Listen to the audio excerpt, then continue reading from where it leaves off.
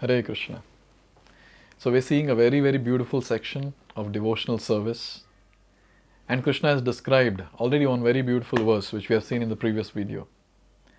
Now there might be a question which Arjuna might have that, okay, you tell me practically what am I supposed to do? Practically what am I supposed to do? What do you expect from me? And here Krishna is answering in Shloka number 57. Chetasa sarva karmani mai sanyasya matparaha buddhi yogam upashritya macchittah satatam bhava. So here Krishna is saying that Chetasa sarva karmani mai, in all activities just depend on me. And matparaha, work always under my protection. Matparaha. Buddhi yogam upashritya, taking shelter of devotional service or buddhi yoga. Macchittah satatam bhava, be fully conscious of me. So Arjuna, after hearing different shlokas, he might say, okay, so what do you want? Should I become like an Ananya Bhakta? Am I at that level of Ananya Bhakta? One-pointed devotee doing nothing else except your devotional service? Or should I become a Sakama Bhakta, who has got a lot of material desires? Krishna is saying, you're not qualified to be an Ananya Bhakta, and I don't want you to become a Sakama Bhakta. So become a Madhyama Bhakta. Means, whatever activities you're doing, just renounce all that to me, or offer all that to me in full consciousness of me, making me the ultimate goal. So this is what is the Shloka, and it's very, very practical for us also in our day-to-day life. So let's see this Shloka in detail. So when one acts in Krishna consciousness, he does not act as the master of the world. Then, what does he act like? He acts like a servant. One should act fully under the direction of Supreme Lord. A servant has no individual independence. He acts only on the order of the master. A servant acting on behalf of Supreme Master is unaffected by profit and loss. He simply discharges his duty faithfully in terms of the order of the Lord. See, our constitutional position is what? Jevera Swarup Hoy Krishnera Nitya Das. We are Das, we are servants of the Lord. Now see, what is the duty of the servant? What is the duty?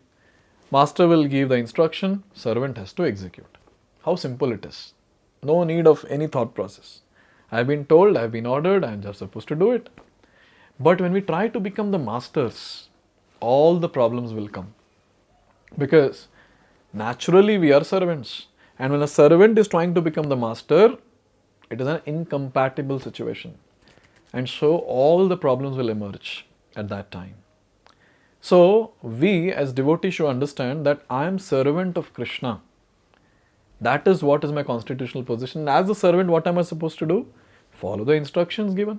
Serve Krishna very nicely. Now, someone might argue that okay, for Arjuna, Krishna was present in front. So Krishna was directly instructing him, Arjuna can follow his order. But for me, Krishna is not there. No, it's not like that. We have got Bhagavad-gita. These are instructions of Krishna.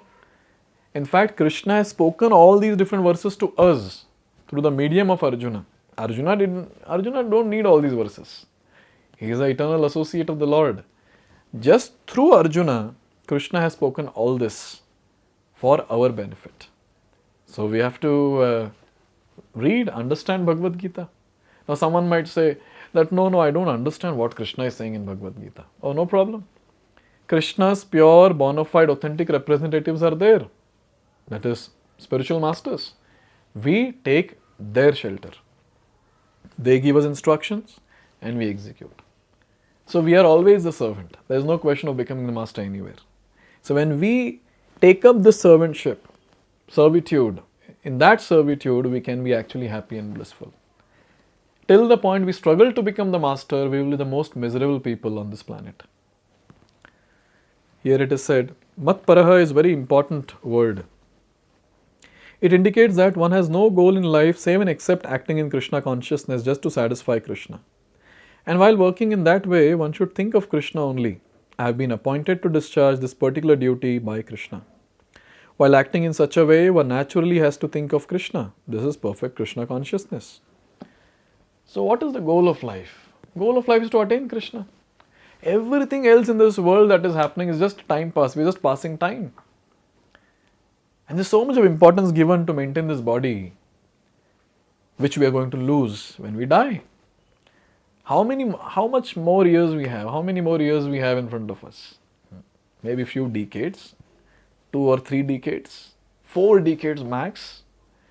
So everyone is going to leave this body.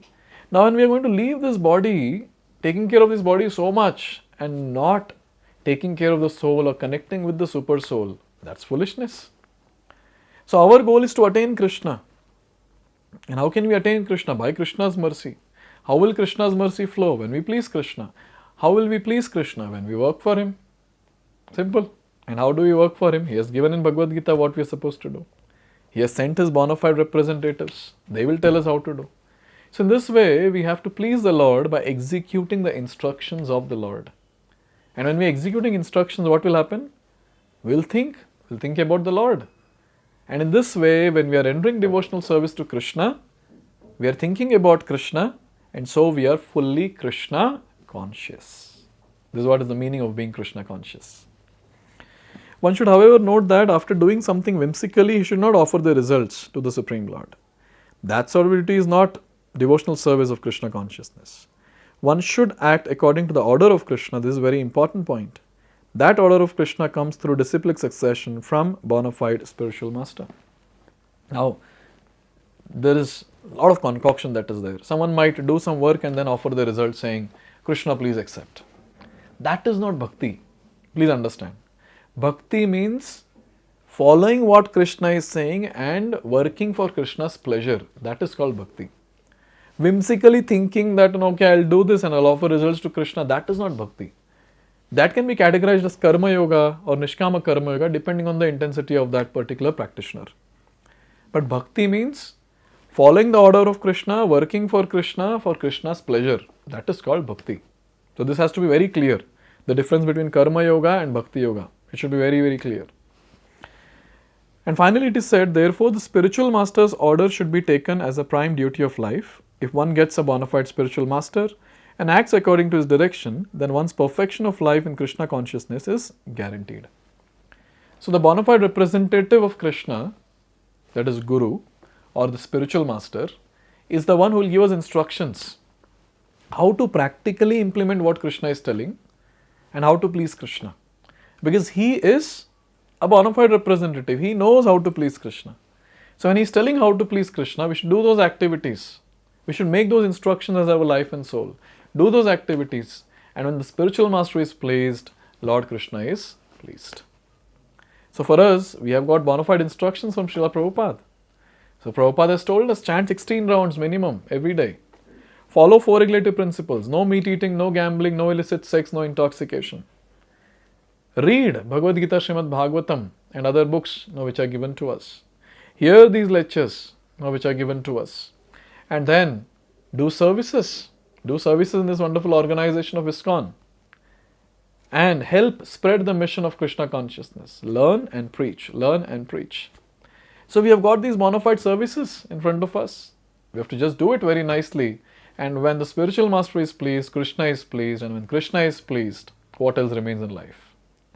He'll take us back home, back to Godhead. We'll attain the ultimate destination. So in this way, it's very, very important to understand that we have to make Krishna the first priority. Spiritual master's instructions we should execute with one-pointed focus, and everything that is needed will come. We will advance in Krishna consciousness. Now, after having spoken about this, there's a nice question that is there. Okay, Krishna has given instructions. What will happen if I follow? And what will happen if I don't follow? This Krishna is explaining in the next shloka. Let's see that in the next video. Hare Krishna.